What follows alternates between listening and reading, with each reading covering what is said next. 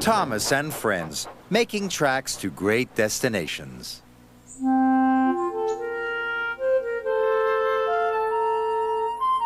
Dear Christopher, here is your friend Thomas the Tank Engine. He wanted to come out of his station yard and see the world. These stories tell you how he did it. I hope you will like them, because you helped me to make them. Your loving Daddy.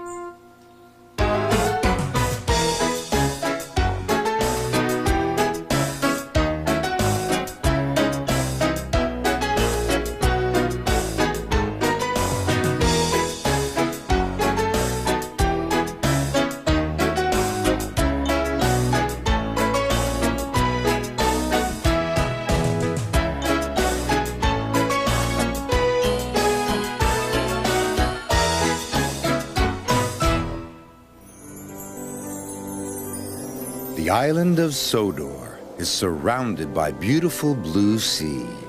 It has fields of green and sandy yellow beaches.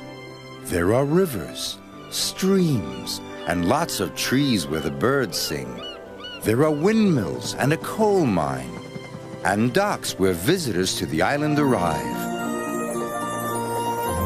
The island also has lots and lots of railway lines. Who's that puffing down the track? It's Thomas! Hello, Thomas! Hello, everybody! Welcome to the island of Sodor.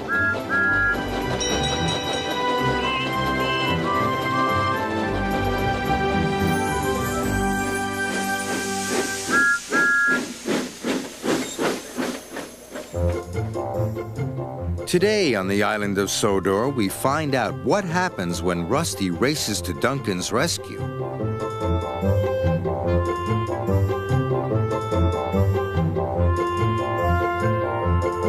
And we watch Toby find out he's stronger than he thought.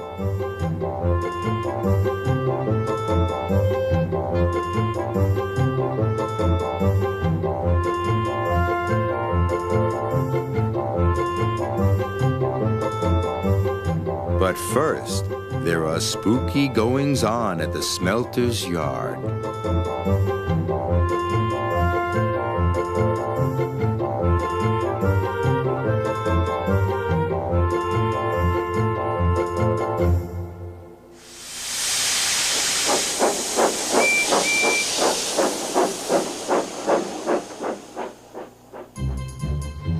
It was full steam ahead on the island of Sodor. All the engines were running on time. They wanted to finish their work quickly because tonight was Halloween. The engines loved seeing the children in their Halloween costumes. And the engines loved to hear tales of ghostly engines and scary steam trains. That evening, Sir Topham Hatt came to Tidmouth Sheds. "Thomas and Emily, you must go to the smelter's yard," he said. "An important delivery of iron must be collected right away." "Yes, sir," they puffed. Percy thought the smelter's yard was spooky. He was worried about his friends. "Look out for ghosts," he whistled nervously. "It is Halloween." "There's no such thing as ghosts," Thomas said cheerfully. "It's just silly make-believe," added Emily. And they steamed off to the smelter's yard. The sun was setting, and it was getting dark. "Imagine being scared of Halloween," puffed Thomas. "Or the smelter's yard," sniffed Emily. "Pah," added Thomas. Thomas and Emily enjoyed feeling brave.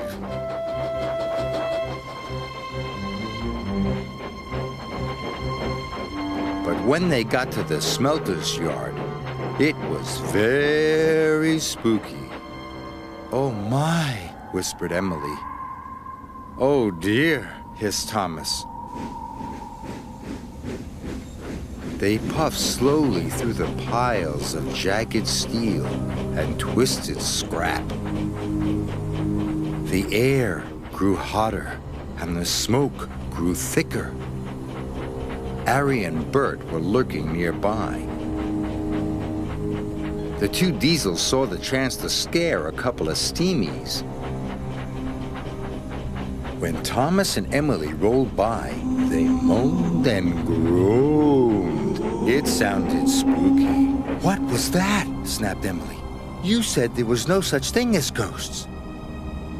"Silly make-believe, you said," gasped Thomas. Suddenly, a freight car began to shudder and shake. "Cinders and ashes!" cried Thomas. "Help!" wailed Emily. "It's a ghost! Let's get away from here!" They didn't know Ari and Bert had been bumping the flatbed's buffers. The two naughty Diesels were having great fun.